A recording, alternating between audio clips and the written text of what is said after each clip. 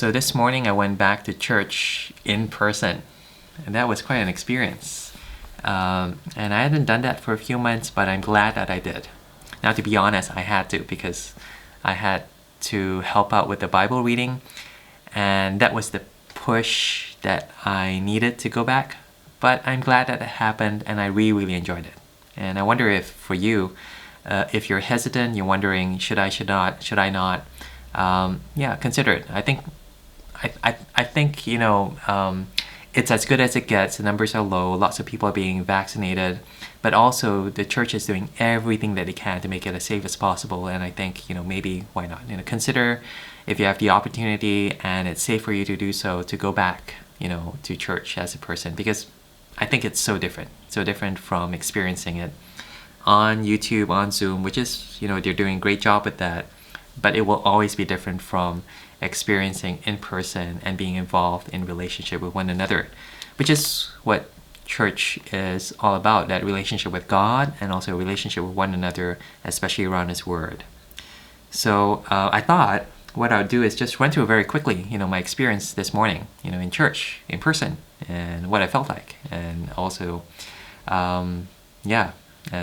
maybe you can consider then, if that's how it's like, maybe you go, maybe I'd like to do that myself.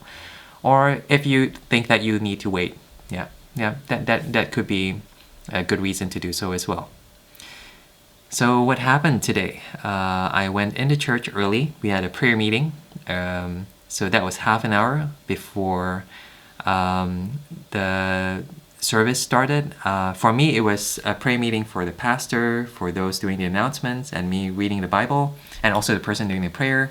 But there was other groups that were meeting separately as well. The welcomers, they also met separately. The welcomers are the ones who register everyone as they come in, give them hand sanitizer, and show them to the seats. So they had their own meeting. And then the musicians were practicing. So 3 groups were there early. And then at 10 o'clock, everyone started streaming in very, very orderly. The 10 o'clock service, which is in my church, is mainly for families. So you saw parents and kids coming in. And so they were seated really, really far apart. That's worth saying, because it felt like business class. And I've never said business class before, but I imagine, having all that space to yourself. Essentially, that's what it was like this morning. Everyone had their own space, and the kids would eventually go on to their own groups, and the parents would remain behind for the service. But in the beginning, everyone's together. And then church started at 10. And the thing to say is that it happened in person, so I was in church in person together with everyone else, but it's still being broadcast live on YouTube. And so it did feel a bit like I was watching a concert or a show or theater performance, because the person who was speaking to us up front from the microphone was also speaking to the camera. And so there were lights, and he was like this, he was speaking directly to the camera, and we were all looking up at him from below, and he was on the stage. So that was a little strange. And also there were lots of times when they made full use of the screens.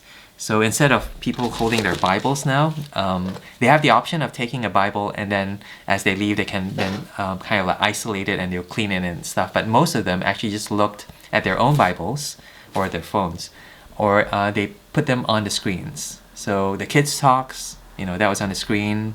The songs, actions, they were on the screens. And also, whenever there was a reference to the Bible, that was also on the screens. So they made full use of that. But because, again, that happened, the interplay between the real life and also the screen life, that felt like watching TV recording. And felt like being an audience. Another reason I felt that way was because of the singing. So usually in the beginning of the church service, there are a lot of songs, and we did have a live group of musicians up on stage, singers. I think there was a pianist and maybe some guitarists, I can't remember. But there were about 4 of them, and it was live, and you hear them, and that was great, but you couldn't sing along. So But even that, listening to 3D sound, there's something, it's very different from just listening from your laptop speakers. So that was great. But you couldn't sing along. But you could do the actions. So it was a kids service, and so lots of us are doing actions. God showed us His love, and that was great. Everyone did that. More people would do that now, I think, because they can't sing, and so this is one way of participating. So then we had the prayers, and then I did the reading, and then the pastor gave the sermon, which was really, really good. Today's sermon was on an Old Testament text about how God gave security and blessing to His people as they turned back to Him. It's a fruit of that repentance. It's a byproduct of that relationship. But the core thing that what happened in that passage was that this whole country, the whole nation of Israel, of Judah and Benjamin, of the people of God, were led by their king to turn back to God in response to His word. And as a result, God gave them this time of peace and prosperity. And He was calling us to do the same, to see that actually, what we long for, maybe in terms of that security, that prosperity, that peace, comes actually as an overflow of that relationship that we have with God. So concentrate on finding God and seeking God and turning to Him. And all these things will be added to you, maybe not, but still the core thing is that we have God, and He's the one who decides. He's the one who's able to do these things, and we can trust in Him. He is good. And the key verse there was where God said, if you seek me, you will find me. And so, encouraging us to seek God and to do this together, as a people, as God's church, as Christians. So that was great. Church ended. We had the Lord's Supper, communion. That was interesting. We had it. It felt like, how you have fondue and you have the bread and then you have on the sticks and you dip it into the cheese. Well, it's like fondue without the cheese. so really they had the communion bread cut into pieces and there were sticks, and then you picked up the stick and you took one for yourself, and you had little cups.